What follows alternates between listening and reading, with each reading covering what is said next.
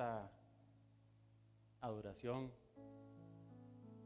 Qué hermoso es poder compartir con ustedes la palabra de Dios en esta mañana. El tema de la enseñanza en esta mañana es: la sal no debe estar en el salero.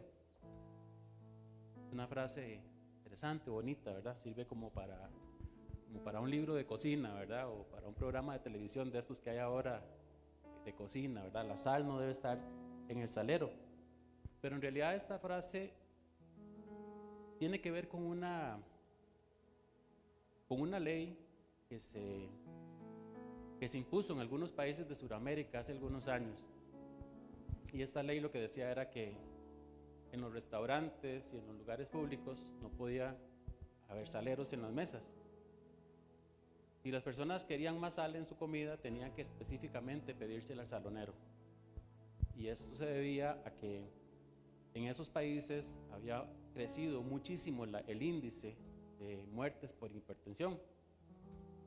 Entonces compartía yo la mesa con unos compañeros de trabajo, con unos amigos, y en eso uno de ellos se molestó y dijo esta frase. Él pidió su comida, no había sal en la mesa y se enojó muchísimo y dijo: la sal tiene que estar, no debe estar en el salero, dice. Llamó al salonero, pidió su salero, y mientras él rociaba la sal muy alegremente sobre su buen bife de chorizo, ¿verdad?, él comenzó a contarnos a nosotros una pequeña historia a la cual yo le puse mucha atención. Esa historia, él decía: la sal es importante en la vida del ser humano, y comenzó a hablar de este tema. Decía: la sal ha provocado guerras, y la sal sirve para la salud, y la sal aquí, y la sal allá, y él defendía este tema. Como en toda la ley, siempre van a haber mínimo 3 bandos, ¿verdad? Están los que apoyan la ley y quieren estar a favor de esa ley. Están los que obviamente no quieren esa ley, tienen miles de argumentos, así como los tienen los que quieren la ley. Y están los que no les importa, ¿verdad? Los que sí o no, les da lo mismo que se apruebe o que no se apruebe. Pero este compañero era una persona muy simpática, era un gordito muy simpático, y son de esas personas que tienen, ¿verdad?, el sabor en la vida, que cualquier cosa que ellos hacen, lo hacen con mucha simpatía, con mucho sabor, mucho sazón, dicen algunos. Entonces, él contaba todas esas historias, y mientras él las contaba, todos le poníamos atención. Cuando yo estaba preparando la enseñanza, este recuerdo de esta persona llegó a mi mente, y realmente yo pensé que la Biblia habla todavía más de la sal, y el texto que vamos a estar estudiando está en el capítulo 5 del Evangelio de San Mateo, justamente un texto detrás de el que vimos el domingo pasado, que nos compartió el pastor Carlos. Pero antes de entrar al texto, para los que les gusta anotar, para los que les gusta tomar notas, yo quisiera compartir con ustedes algunos atributos. Pude ver en las diferentes redes sociales que acerca de este tema hay muchísima información y todos coinciden casi que en lo mismo. Entonces yo tomé 4 puntos muy específicos que me gustaría que los retengan, que se acuerden de ellos, porque son importantes para poder desarrollar el tema de esta mañana. Uno de ellos dice: la sal es para sanar y para desinfectar. Esto lo vamos a encontrar en Segunda de Reyes, en capítulo 2, 19 y 22, y también lo encontramos en el libro de Ezequiel, capítulo 16, para los que les gusta anotar y después pueden buscar y estudiar acerca de esto. La sal sana y desinfecta. El segundo punto dice: la sal sirve para sazonar. ¿A quién no sabe esto? La sal sirve para sazonar las comidas. Esto lo vamos a poder encontrar en Job, el libro de Job, capítulo 6, versos 6 y 7. También tenemos que la sal era utilizada para sellar pactos. La sal en los tiempos bíblicos se utilizaba para sellar los pactos que hacía Dios con el hombre, ¿verdad? Y también pactos que hacían hombres con hombres. Dicen que a la fecha en algunos lugares de ciertas partes del mundo todavía los tratos, los pactos que hacen la gente los sellan con sal. Y el cuarto dice, la sal era requerida para presentar las ofrendas a Dios. Esto está en Levítico capítulo 2 y versos 13. Esto lo vamos a ver un poquito más detallada más adelante. Y el texto que vamos a concentrarnos en esta mañana, que está en capítulo 5 de Mateo, que es el que vamos a estar viendo en esta mañana. Sin embargo, para poder entrar en el contexto, quisiera que vayamos primero al libro de Lucas, en el capítulo 6. ¿Me dan un amén cuando están ahí? Lucas 6, verso 12. Jesús le había dicho a sus discípulos que vosotros sois la sal de la tierra. Pero si la sal se desvanece, dice otra versión, pero si la sal se vuelve insípida y la sal pierde su sabor, ¿con qué será salada? No sirve más para nada, sino para ser echada afuera y hollada por los hombres. Entonces, para entrar en este contexto, y si ya estamos en el capítulo 6 de Lucas, dice así: en aquellos días salió al monte a orar, estamos hablando de Jesús, y pasó la noche orando a Dios. Cuando era de día, llamó a sus discípulos y escogió a 12 de ellos, a los cuales también llamó apóstoles. El término apóstol aquí viene del griego y significa apóstolos, que significa ser enviado o enviados. Esto retengámoslo. Y 12 porque dice acá que el 12 significa perfección de gobierno. Entonces aquí podemos ver por qué Jesús dice la palabra que pasó la noche orando. Iba a tomar una decisión muy importante, la decisión de escoger a sus 12 apóstoles, a sus 12 principales discípulos. No era una decisión común y corriente, ¿verdad? No era una decisión de escojo a este porque viste muy bonito, o escojo a este porque tiene dinero, o escojo a aquel porque habla muy bien, o escojo a este otro porque es estudiado. No, la decisión era tan importante que dice aquí que pasó la noche orando a Dios. Quiero hacer énfasis en esta parte porque vamos a ver la diferencia entre lo que es un apóstol y un discípulo. El verso 17 dice: y descendió con ellos. ¿Con quiénes? Con los 12, ¿verdad? Dice, y se detuvo en un lugar llano en compañía de sus discípulos y de una gran multitud de toda Judea, de Jerusalén, de la costa de Tiro, de Sidón, que había venido para oírle y para ser sanados de sus enfermedades. ¿Cuántos trajeron sus Biblias en esta mañana? Amén. Entonces, voy a pedirles un favor, quiero que me ayuden un poco. Voy a repetir este verso y ustedes me van a responder. Dice el 17, y descendió con ellos, ¿verdad? Con sus discípulos, y se detuvo en un lugar llano en compañía de sus discípulos y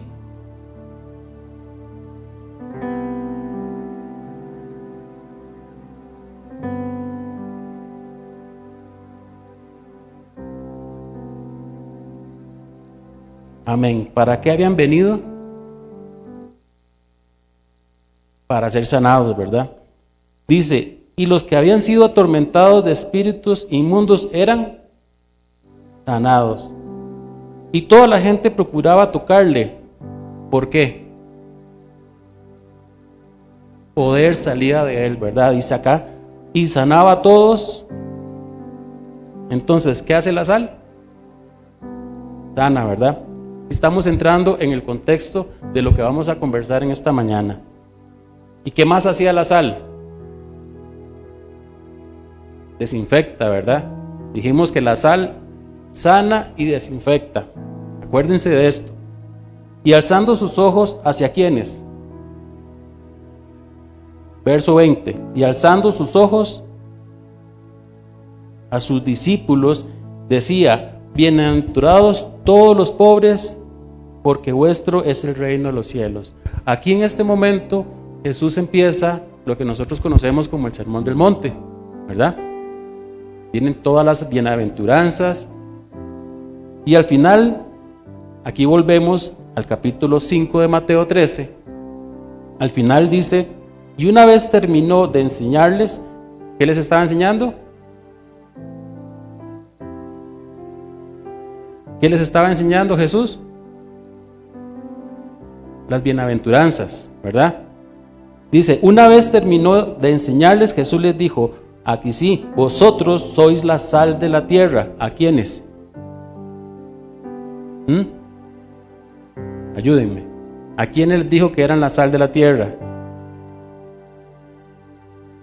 A sus discípulos, no a la multitud.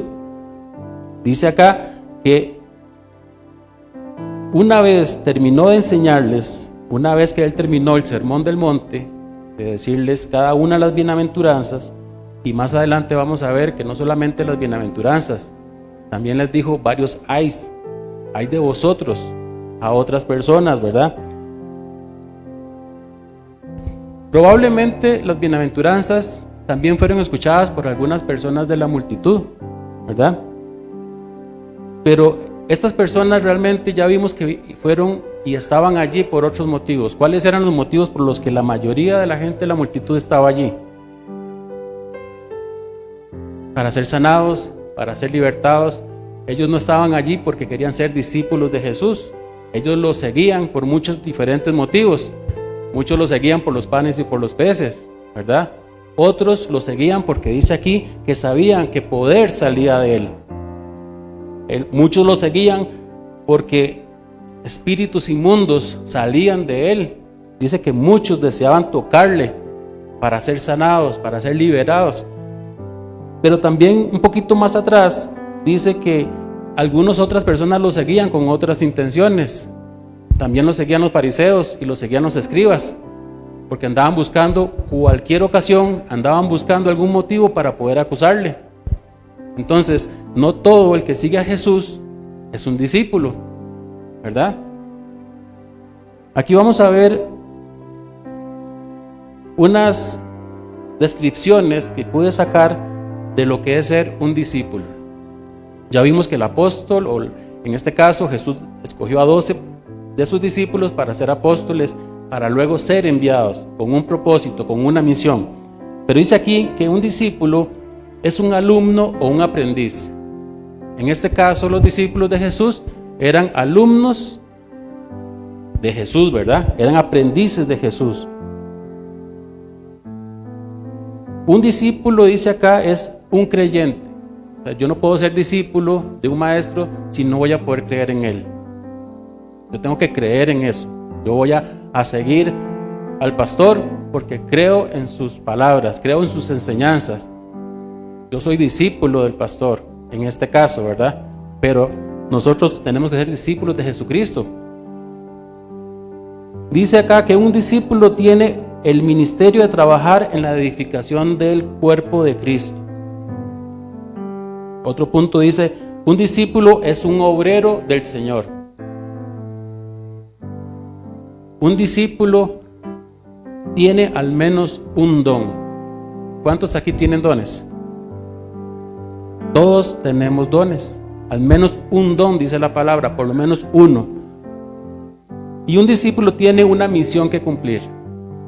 Un discípulo no es alguien que se acerca, que se inscribe en una sociedad o una asociación o en un grupo X o Y y ya estoy inscrito. O sea, eso no es un discípulo. Un discípulo dice que tiene una misión por cumplir. Y de acuerdo a las palabras del mismo Jesús, un discípulo debe ser sal de la tierra. ¿Okay? Entonces, yo les quiero hacer una pregunta en esta mañana. ¿Aquí cuántos discípulos hay? ¿Hay discípulos?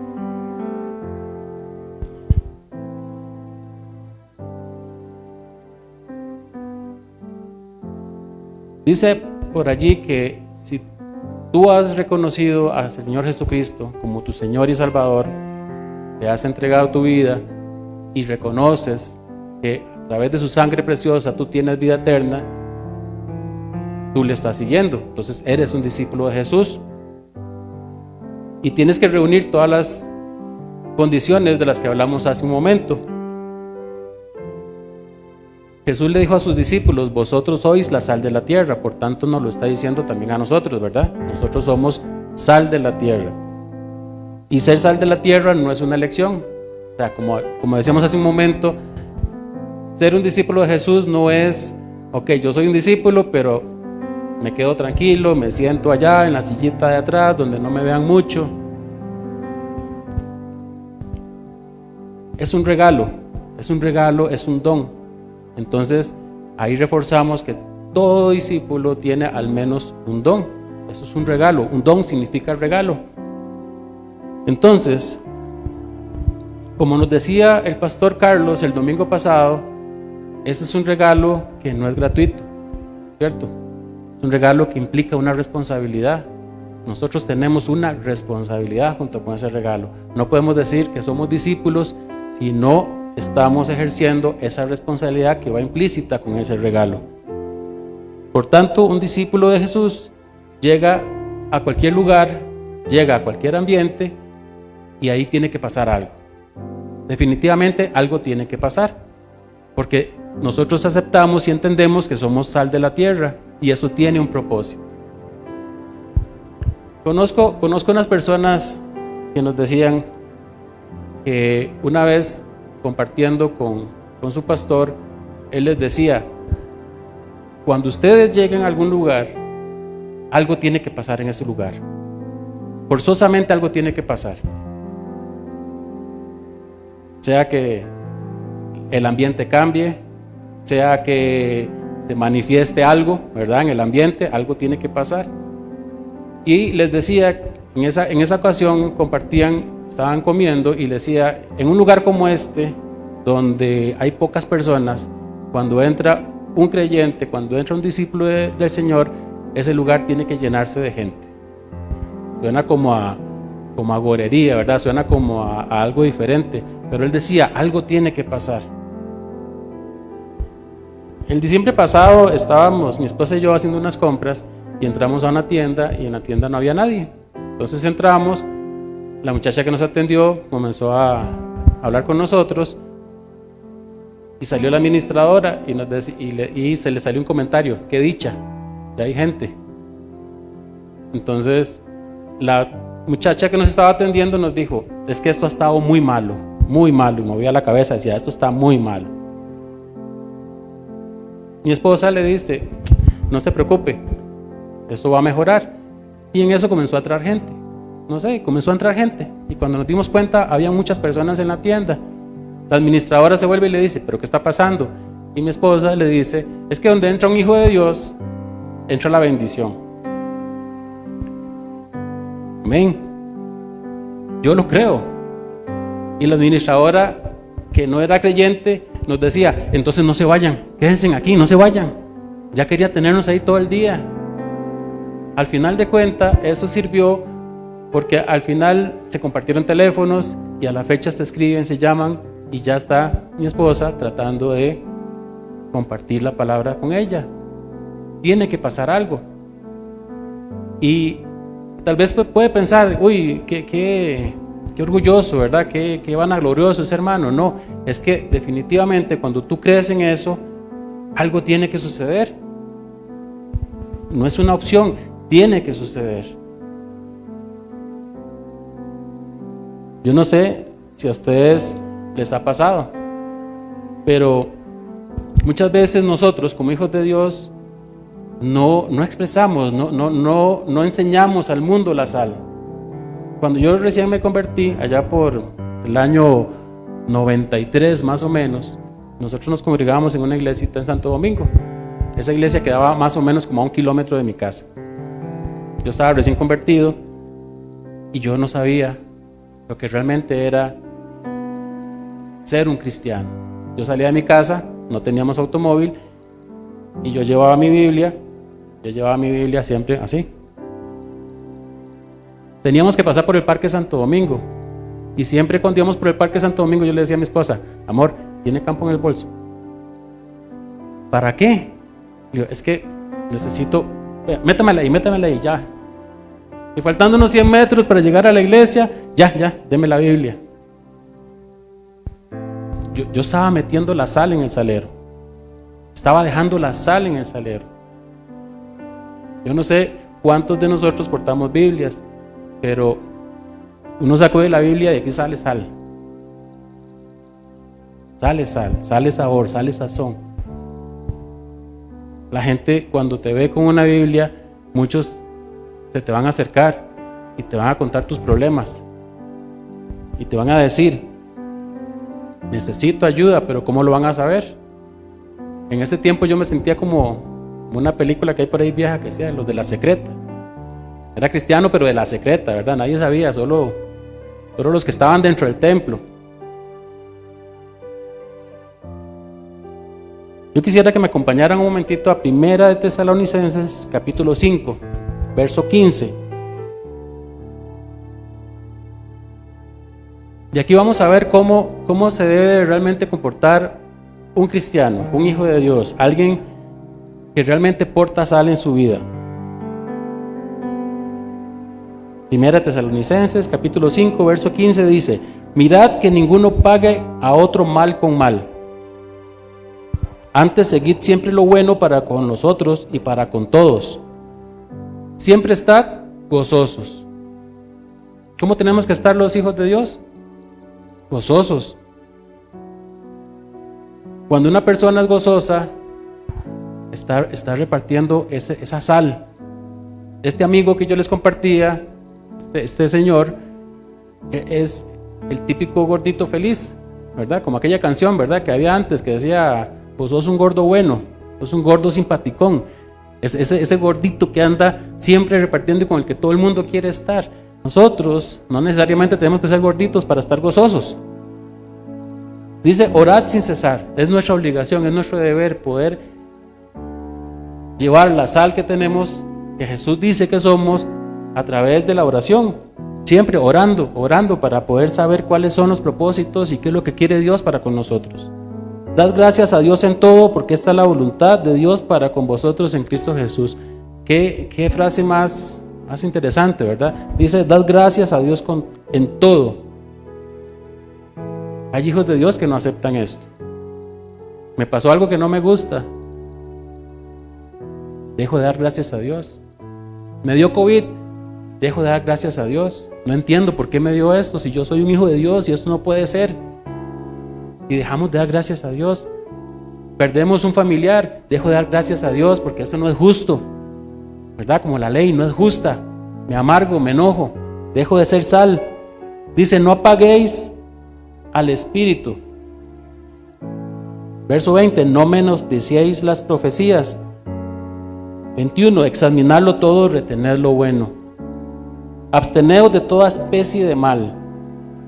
Y el mismo Dios de paz os santifique por completo, y todo vuestro ser, espíritu, alma y cuerpo sea guardado irreprensible para la venida del Señor Jesucristo. La sal sirve para preservar. Decía este amigo, la sal sirve para preservar. En los tiempos antiguos, cuando no había refrigeradores, los alimentos se preservaban con sal. Dice aquí, guardaos irreprensiblemente para la venida del Señor. Yo no sé si usted pudo saborear la sal en cada uno de estos puntos. Dice, estad siempre gozosos, orad sin cesar, dad gracias a Dios, no apaguéis al Espíritu, no menosprecies, absteneos de toda especie de mal. Y dice Colosenses 4, 5 y 6, dice acá, andad sabiamente con los de afuera, redimiendo el tiempo. ¿Con quiénes tenemos que andar sabiamente? Con los de afuera. Y yo digo a veces hasta con los de adentro, ¿verdad? Dice redimiendo el tiempo. ¿Qué significa esto? ¿Qué significa redimir el tiempo? La palabra redimir viene del griego exagorazos, dice acá, y significa comprar, rescatar, aprovechar. Jesucristo vino y redimió nuestros pecados a través de su sacrificio en la cruz. Dice que Él entonces compró y nos rescató. Y la palabra del griego tiempo dice que significa kairos, que dice tiempo de Dios o oportunidad. Entonces, cuando Pablo le dice a los colosenses, redimiendo el tiempo, lo que les está diciendo es que les está dando una oportunidad. Por medio de nuevas oportunidades, dice que le está dando una nueva oportunidad para rescatar a través de nuevas oportunidades. Sea vuestra palabra, dice el verso 6, siempre con gracia, sazonada con sal, para que sepáis cómo debes responder a cada uno. Yo ahora venía en el Uber y el muchacho que nos traía, pues obviamente ve la Biblia, y él me decía, yo tengo familiares que no me hablan y son cristianos. Eso nosotros como hijos de Dios nos vamos a enfrentar a eso muchísimas veces. Si nosotros tenemos nuestras Biblias con nosotros y estamos con los de afuera y les mostramos que somos cristianos, muchas veces eso es lo que nos va a pasar. El mal ejemplo de tal vez algunos que no han sabido ser sal, pero que cuando tú dices yo soy un hijo de Dios, tendrás que enfrentarte y tienes que saber cómo responder con gracia y con una palabra sazonada para redimir lo que tal vez otra persona hizo. Contaba un predicador, estaba anotando por acá, que contaba un predicador que él asistió y compartió la palabra en una iglesia de hermanos afroamericanos.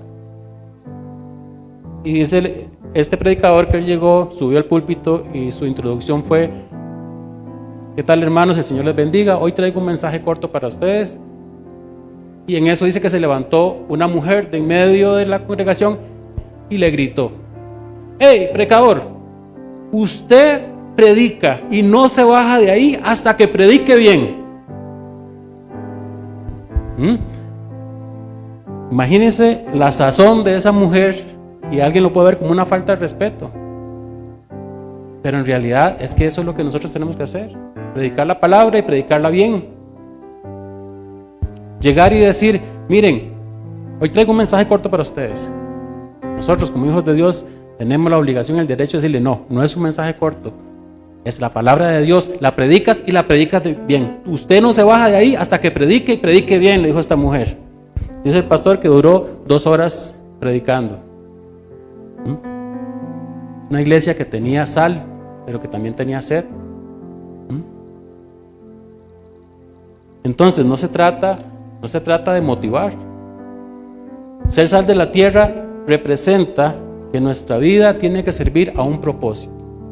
Nosotros no pasamos por esta vida por pasar, tiene un propósito, nuestras vidas tienen un propósito. Somos portadores del evangelio, somos portadores de una buena noticia, somos portadores de un regalo que nosotros tenemos que compartir y tenemos que saberlo compartir. Por eso, dentro de las descripciones que di al principio, no sé si recuerdan, Levítico 2:11, me gustaría que me acompañen a Levítico 2:11. El Señor en su gran sabiduría le dice al pueblo: ninguna ofrenda ofreceréis a Jehová con levadura, porque ninguna cosa leudada, ninguna cosa con miel se ha de quemar ofrenda para Jehová. La levadura y la miel hacen los efectos contrarios de la sal, ¿verdad? ¿Qué significa esto? Porque el Señor no permitía que las ofrendas fueran presentadas en el altar con miel o con levadura, sino con sal, porque la miel atrae los insectos y hacían que aquello se descompusiera, perdiera su condición de de una ofrenda. En ese caso, la mayoría de estas ofrendas eran sacrificios de animales, era carne. La miel iba a traer diferentes contaminaciones a esa carne. Esa ofrenda no era aceptable delante de Dios, así como la levadura. Esto representa los mensajes leudados, los mensajes dulces. Esos mensajes que lo que pretenden es caerle bien a las personas, que las personas sonrían, que las personas se sientan bien contentas por lo que les está diciendo. Y la palabra de Dios lo que nos enseña es que muchas veces la palabra tiene que ir sazonada con sal, porque la sal va a arder. Si la palabra que escuchas no te está gustando, te estás cosiendo por ahí, porque tienes alguna herida y esa herida necesita sanar, necesita ser sanada con sal. No le podemos poner miel, no le podemos poner levadura a eso.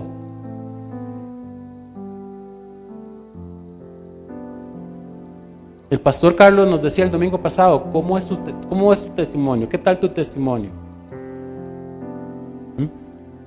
Muchas personas buscan algo diferente de nosotros. Acompáñeme un momento, por favor, al libro de Marcos, capítulo 5, versos 1 al 7.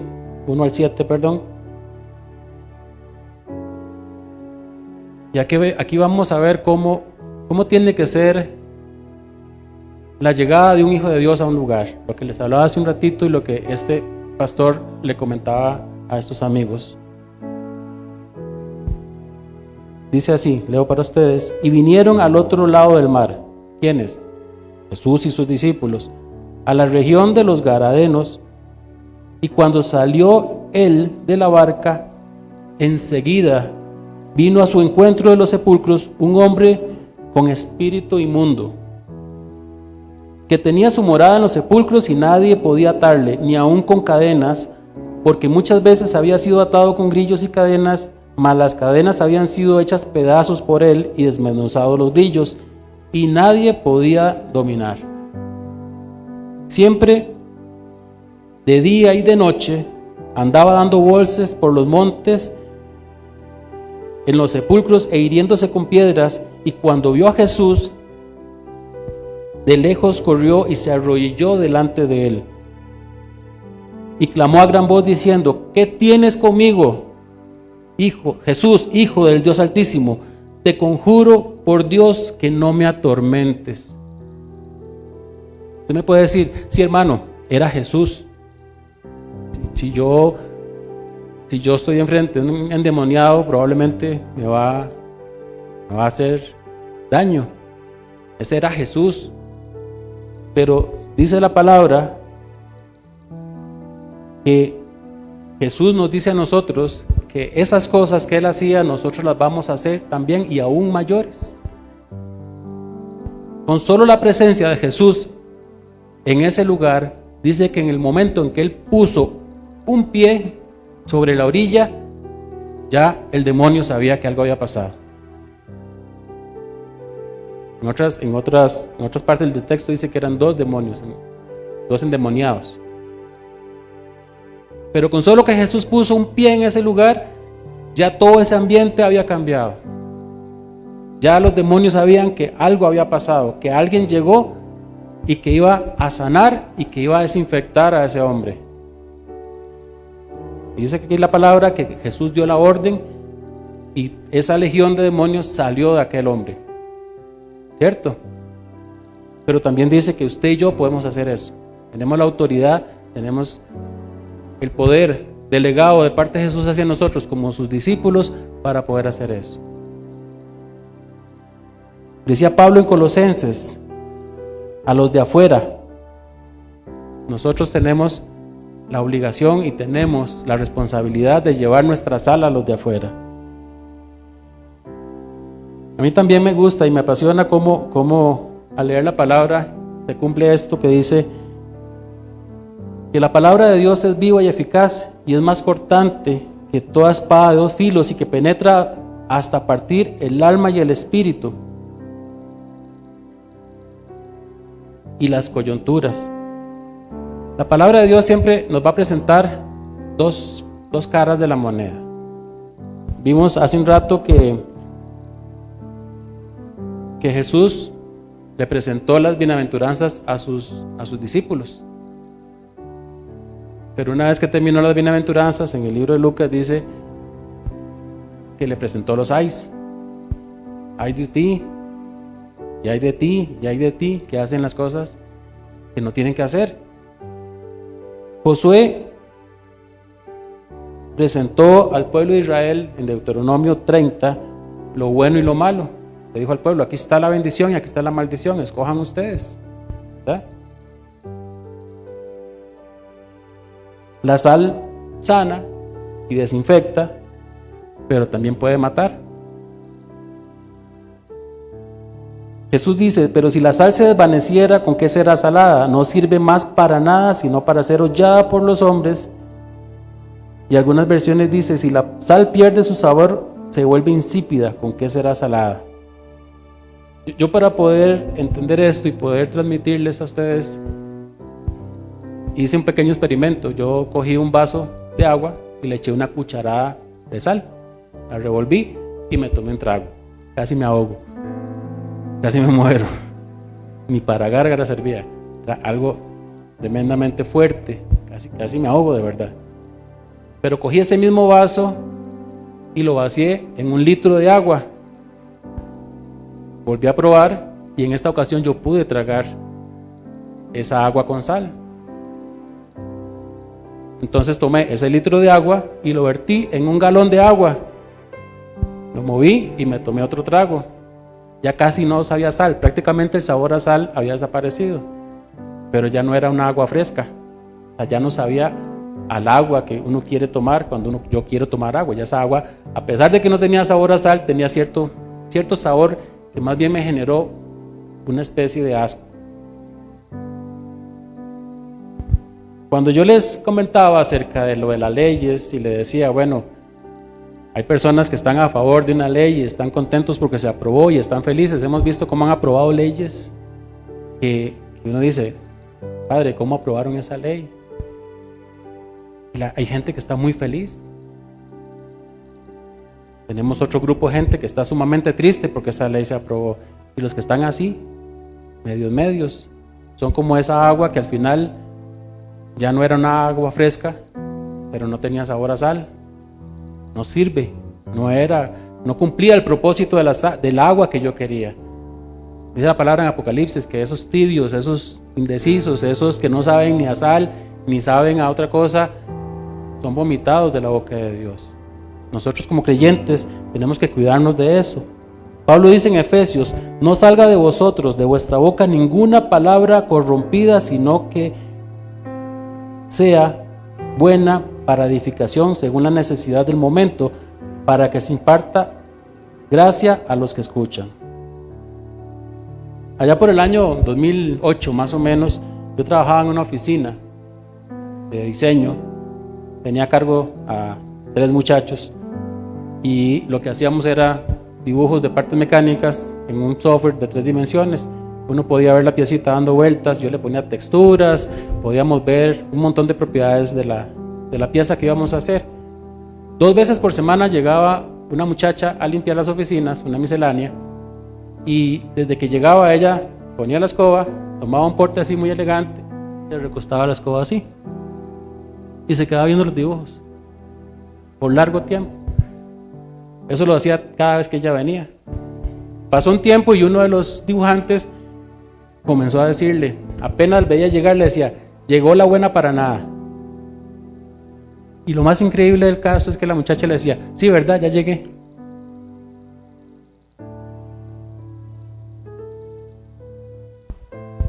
Eso es ser hollado por los hombres. Cuando usted dice: no sirves para nada. Yo no sé si alguna vez tú le has dicho a una persona: usted no sirve para nada. Hoy es el día de que seamos sal. Busquemos a esa persona y le pidamos perdón, porque no sabemos lo que le estamos diciendo a esa persona. Esta chica se creyó y ya ella no servía para nada. Llegó la buena para nada. En cuestión de un poco tiempo, ese era el nombre de esa muchacha en toda la compañía. Ya no era solamente en el departamento de diseño, era en toda la compañía. Ahí va la buena para nada. Imagínense el daño que una persona le puede hacer a otra por no entender, por no saber. Y si somos hijos de Dios, con mucho más razón, el daño que podemos hacer cuando le decimos a una persona, usted no es buena para nada. Y nosotros como hijos de Dios, jamás debemos llegar a creer que no somos buenos para algo. Tenemos una responsabilidad. Dice acá, un creyente no murmura.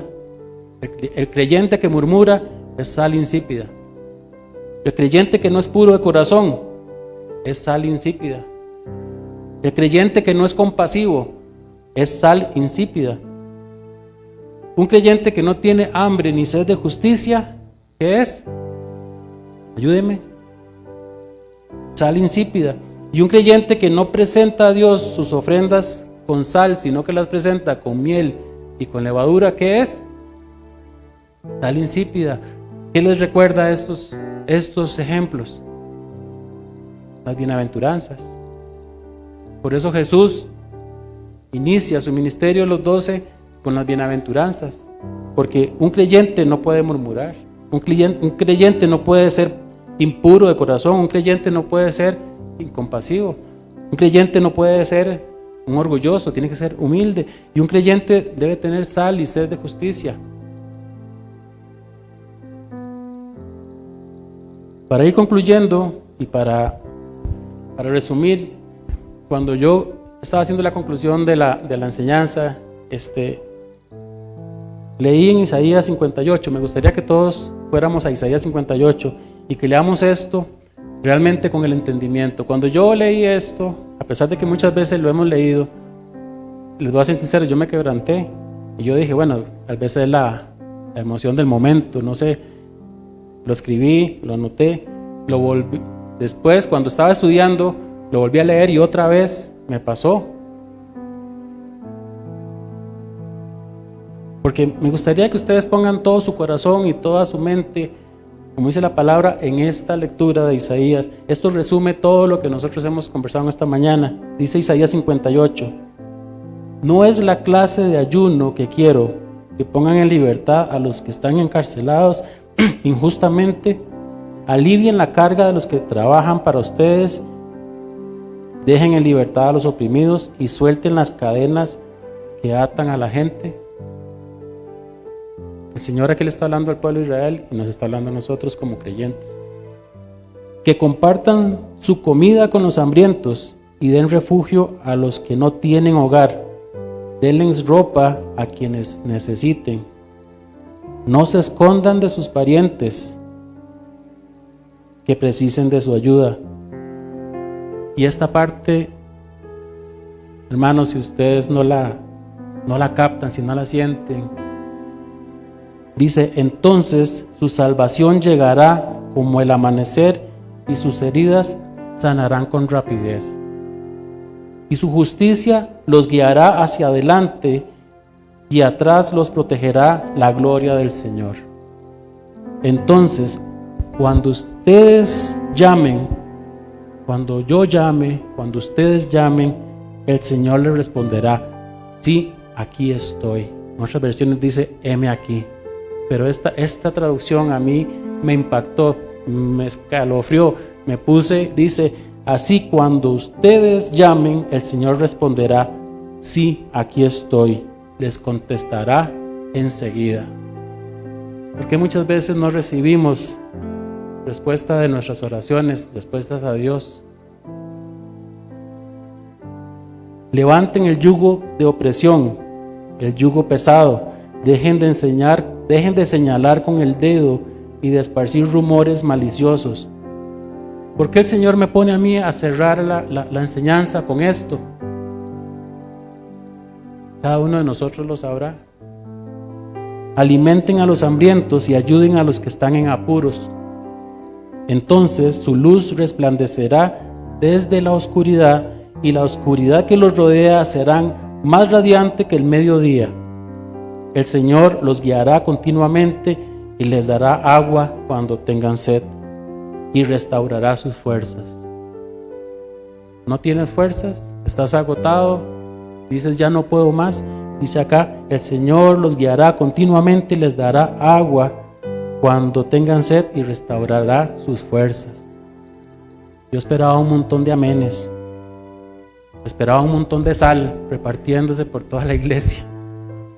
Serán como huerto bien regado, como un manantial que nunca se seca. Y algunos de ustedes reconstruirán ruinas desoladas de ciudades. Entonces serán conocidos como reconstructores de muros y restauradores de casas. Amén. Y para terminar, Santiago 1, 22, 27 dice: mas sed hacedores de palabras, no tan solamente oidores.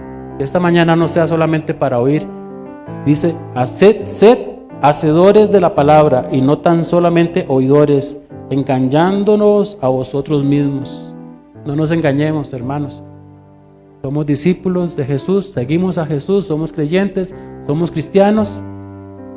Porque si alguno oye esta palabra y no la pone por obra, el tal es semejante a un hombre que se considera en un espejo su rostro natural, porque se consideró a sí mismo y se fue y luego se olvidó de qué tal era. La sal no debe estar en el salero, hermanos. La sal debe estar afuera. Amén.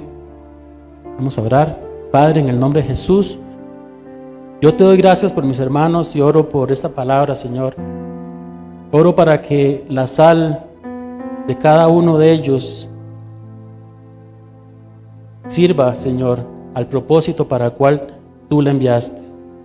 Yo te ruego hoy, Señor, por una doble porción de sal para cada uno de mis hermanos, para los pastores de esta congregación, para los líderes, para todos aquellos los que sirven, para aquellos, Señor, que llevamos tu palabra de alguna manera u otra y que te seguimos como discípulos tuyos. Que pongamos por obra el propósito para el cual nosotros nacimos, el propósito para el cual fuimos creados, Señor. Para que muchos lleguen a ti, Señor, y para que muchos se arrepientan y muchos puedan conocer de ti, y muchos puedan conocer de tu amor, de tu misericordia y de la salvación que tú, Señor, nos das. Yo te pido, Padre, que en esta mañana, Señor, grabes en nuestros corazones y en nuestras mentes, Señor, y que podamos servir al propósito, Señor, para el cual nosotros hemos sido enviados a este mundo. Gracias, Padre, por permitirme traer la palabra. Gracias, Padre, en el nombre de Jesús, por cada uno de mis hermanos. Amén.